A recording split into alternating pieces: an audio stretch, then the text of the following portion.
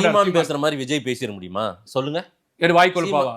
வாய்க்கொழுப்பு பேச்சா? இதெல்லாம் வார்த்தையெல்லாம் என்ன சார் பேசுறீங்க? அப்ப எப்படி பேசுறது? நீங்க இப்ப வந்து பணக்கொழுப்புன்னு ஒரு கொச்சையான வார்த்தையை பயன்படுத்தலாம். அப்ப வாய்க்கொழுப்புன்ற வார்த்தை பயன்படுத்துறது தப்பா?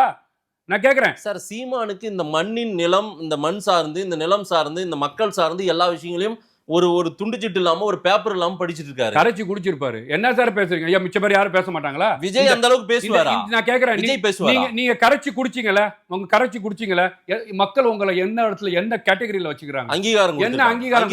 என்ன அங்கீகாரம்? தேர்தல் அங்கீகாரம் வாங்கி இருக்கு நாம் தமிழர். அத வச்சு என்ன பண்ணனும் கேக்க? ரத்த தான முகாம் பண்ணுவோம் நீங்க சொல்ற மாதிரி. மோர் கொடுக்கவா? எப்படி?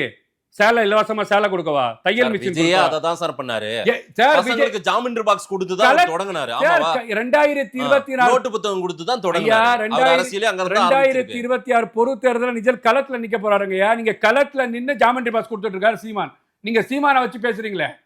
2026 பொது தேர்தல்ல நிக்க போறாரு விஜய். இன்னைக்கு வந்து 25% 30% சொல்லி கருத்து கணிப்பு போடக்கூடிய ஒரு சூழல் ஆயிட்டார். திமுகவா அண்ணா திமுக தமிழகத்தில் ஒரு அரசியல் மாற்றங்கள் உண்டாயிருக்கு.